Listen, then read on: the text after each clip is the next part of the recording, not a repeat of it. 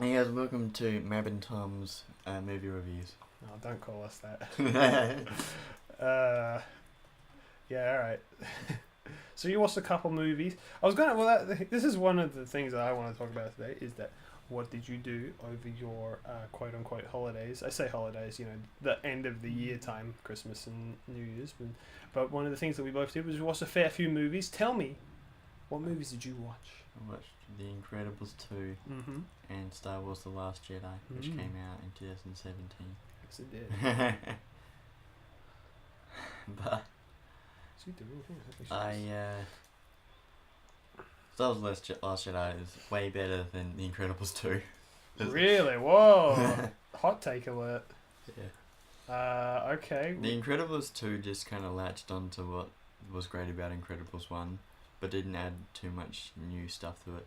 They did two characters that were interpreted really badly as far as I'm concerned. Oh yeah, who are they? Dash Mm-hmm. and maybe Violet as well, but also the boy that Violet liked. Yeah. And basically they made Dash really annoying. He was annoying before, but not in a way that was his core trait, and that's all he did. Which is basically what happens in Incredibles 2. His every appearance is an annoyance. Yeah. Violet is just a typical teenage girl, but they keep throwing it all aside. Like in the first movie, like they throw away their problems and their real lives to worry about the greater good and what's really important. She strapped the bunnies to the Bodonkadonks, by the way. Oh, okay. So now they got their Bodonkadonks back. So you pick one. Yeah. At the end, Well, so- I gotta take them both, but now I'm gonna take a mission from her because it's gonna give me a fucking amazing item. Important tea party coming up, and my date is missing, and I am not going stag. Don't even suggest it. His name is Sir Reginald von Bartlesby, a local aristocrat and purveyor of the fine arts. I believe his mother has forbidden him from speaking with me. You will convince her to release him into my custody. So she's holding a tea party. Very special. You can even see the names actually. Sir Reginald von Bartlesby and Lady Tina of Blow Up Your Face Heim. Princess Fluffy Butt and Evil Bastard that killed my parents. Oh. Yeah. Well, yeah. And also me. I'm here too. But I came late, so I don't get a name. No. So yeah, my problem with Violet in Incredibles 2, as you said, is the fact that she at the end of the first film, she's changed, she's grown up, Yeah. she's confident in herself.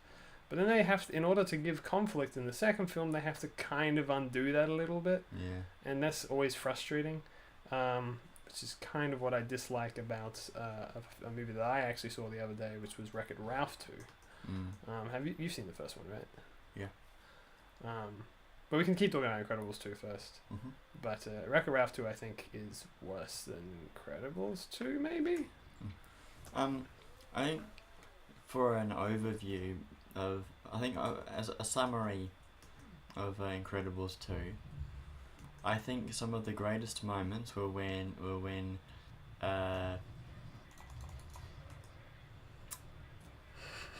Edna Mode was on screen.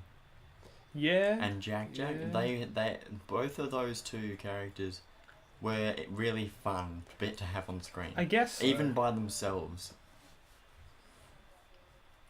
She was talking about how big the someone's breasts are. I don't remember. Oh, Don't worry alright. about it. Maybe it was Princess Fluffy, but I don't remember. Yeah, Incredibles 2 for me, it just had this whole era, like, vibe of this is not... It just lacks the specialness of the first It wasn't film. as refined. It was not as refined. Well, here's the thing. If you know the story behind the first movie, it kind of gives you a good idea on what happened in the second. First movie was somewhat of a passion project. They spent a lot of time refining and perfecting it. They had an idea and stuff like that. And they had no plans whatsoever for a second film at all. What it was is that Brad Bird said, I'll make Incredibles 2 if I ever come up with an idea, right? But the theory is that he never did come up with an idea, and instead, Years later, somebody Disney grabbed slash it and said Pixar, yes. well, they were just like, we're making shit tons of sequels, so Let's just put people on this one. yeah, well, it was just like, yeah, we're gonna make this film now. It's like because they made a shit ton of sequels, Yeah. if you remember. These are homing. Yeah, they made Cars 3. They made Cars 3. They made Finding Dory. They made that's Madame Bartlesby. Fuck, maybe. Okay, good. No, where the fuck? Oh, there she is. No, that's just an. I don't. What the fuck? Where is she? There she is. Madame Bartlesby. Mm-hmm. And also buzzards are up here for some reason. I lured them over here. Tiny Tina's given them these names, Yeah. even though they're just monsters. We don't want this. Okay, good. No, not if it's a badass. No. I'm already dealing with one, so Yeah. there we go. Now we can pick up Sir Reginald. There he is. Yay. He's a tiny varkid in a jar with a mustache Yeah, and a we need to monocle. pay him. You got Sir Reginald. Now I just need you to find Princess Fluffy Butt and get me some scrap metal from the buzzards so you can Princess make me a Fluffy teapot. Butt. Just blow up some buzzards and pick up the fluffy bits. Yeah, that's right. She was saying Princess Fluffybutt has bazongas that you would not believe. Okay. Let me just put in this skill point. What's the 3 got? What? The green one. The blue one. This one? Yeah. This is Be Like Water. Shooting an enemy increases the damage of your next melee attack. Melee Mm. attacks increase the damage of your next shot. Mm. That's okay. I've already got a point in that. The reason it's blue is because I have a class mod that adds an additional couple of skills into it, but I probably won't have that class mod for too much longer if I had to guess. Killing an enemy causes your shield to quickly regenerate. No. Increases melee damage. Maybe. Melee damage and max health. Actually, I'm going to get that one. Yeah. Yeah. Oh, and feel free to get some Hopefully crumpets on copy. board. Crumpets are crap. Oh, yes. We need to collect crumpets as well. Dude, oh man. Crumpets are great. When was the last time you had crumpets? It was a long time ago for me. Well, there would have been gluten-free crumpets. Oh, that's true. And as all gluten-free breads, they break. So, wasn't like the best experience. Not like a proper normal crumpet Mm. where they're just kind of perfect and you just eat them and they're yummy. Yeah. Anyway, Incredibles 2. Yes. So basically, Edna Mode and Jake Jack had the best dynamic, and they were just really enjoyable on screen. They're fun. There was more of Really there was are, more so- of the artist in Edna. I think that they basically carried on from what she'd already done, and she and the idea that she just loves superheroes. Yeah. I think I watched Incredibles 1 again shortly before I watched Incredibles 2, just because I wanted to have a fresh eye in. Yeah. I wanted to go in it going, Incredibles 1 was a great movie. You know what's interesting about Incredibles 1? There's so many things that they do that's so well in that film, like, setting up a villain and a great motive and things like that. One of the things that I find so interesting about Incredibles 2 is they do the very things they make fun of in Incredibles 1. Like monologuing, for instance. Yeah. The main villain of Incredibles 2 monologues. Yeah. And like they made fun of that in the first film. And and they're not making fun of it here, they're doing it seriously. So it's very kind of like, it just feels, I don't want to say the film feels phoned in, but, I need buzzard parts. Fuck. I'm making a teapot. But all of the characters just seemed pretty, like, all the original the Incredibles family, very stale in Incredibles 2. Yeah, well, Whereas in The Incredibles 1, they each had a Yeah. conflict in their own heads. Even Dash had stuff going on, like, how fast should I go? yeah, Dash doesn't even do anything in this film. He No, just exists. just, yeah. Oh my god, I'm not doing well here. Oh, I somehow killed something. And the thing that confused me, I like the way that they did the bad guy in some bits, how it's like... No spoilers, by the way. Just no spoils? no. It's Alright. too soon. Okay. We haven't said anything so far, so it's fine. I like the way they did some parts of the bad guy. I don't. I mean, what parts can you say? I can say it and Stephanie can get rid of it if it's too spoilery. Okay. But Thankfully, Stephanie has seen the film, so she doesn't mind. Don't know. Fuck.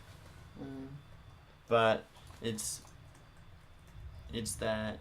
So you got the guy screensaver, and how it's like.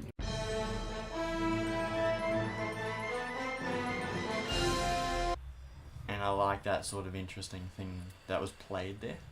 It was okay.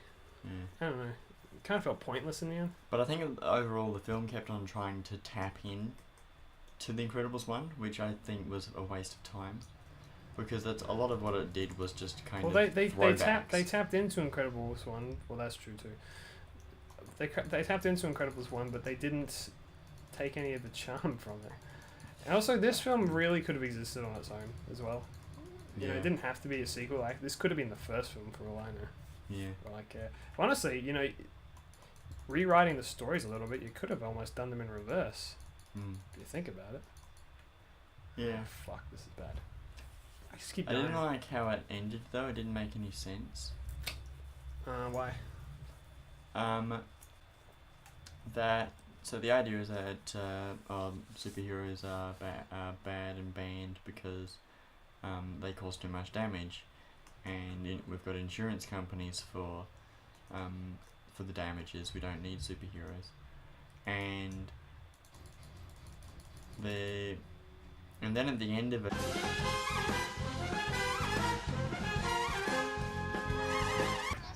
Okay. Shorty, you the best. You the best. We made a teapot out of scrap metal.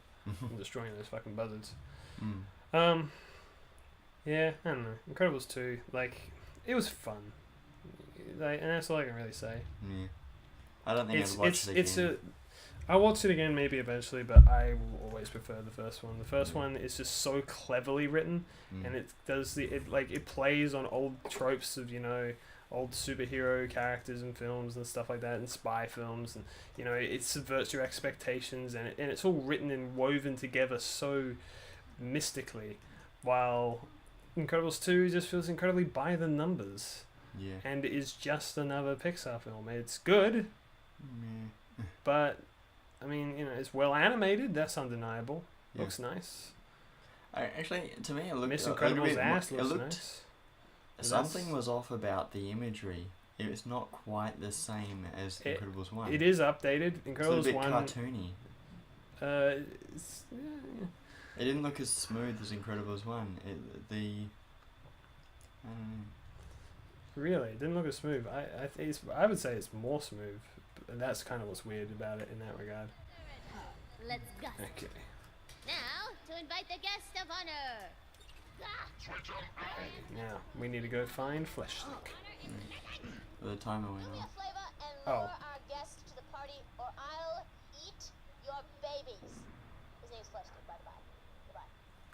Goodbye. Alrighty, next time on Incredibles 2, The Great Disappointment. Right.